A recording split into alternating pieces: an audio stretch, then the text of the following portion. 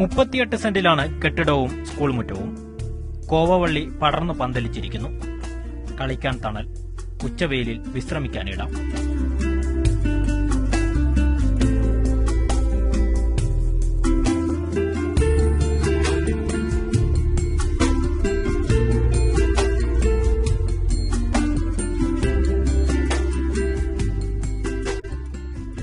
ചെമ്മനാട് കൃഷിഭവനാണ് കൃഷിക്കാവശ്യമായ വിത്തും സഹായങ്ങളും നൽകുന്നത്. കാലാവസ്ഥ അനുകൂലമായതിനാൽ നല്ല വിളവ് കിട്ടിയെന്ന് അധ്യാപകർ.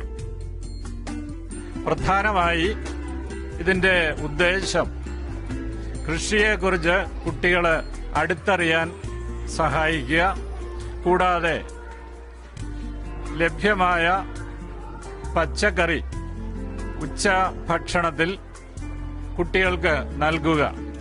ഇത്തരത്തിലുള്ള ഉദ്ദേശമാണ് പരിമിതമായ സമയത്തിലൂടെ ഞങ്ങൾ ചെയ്യാൻ ശ്രമിക്കുന്നത്. ഇതിന് എല്ലാ അധ്യാപകർ, കുട്ടികൾ, അവരുടെ സേവനം, ജോലി വളരെ ശ്രദ്ധേയമാണ്. ഇക്കോ ക്ലബിന്റെ കൺവീനർ രജിത ടീച്ചർ വളരെ ശ്രമകരമായി ഇത്തരത്തിലുള്ള പ്രവർത്തനങ്ങൾക്ക് നേതൃത്വം കൊടുക്കുന്നതും വളരെ ശ്രദ്ധേയമാണ്. കോവയ്ക്ക ഇൻസുലിൻ ശരീരത്തിൽ ഉൽപ്പാദിപ്പിക്കാൻ സഹായകരം ആണെന്ന് കരുതുന്നു. അതുകൂടാതെ മറ്റൊരു പ്രത്യേകത, ജൈവ വളം മാത്രം മതിയാവും, കീടനാശിനികൾ ഉപയോഗിക്കുന്നില്ല. അതുകൊണ്ട് വിഷം അല്പം പോലും പച്ചക്കറിയിൽ ഈ കോവയ്ക്കയിൽ കലരാൻ ഇടവരുന്നില്ല.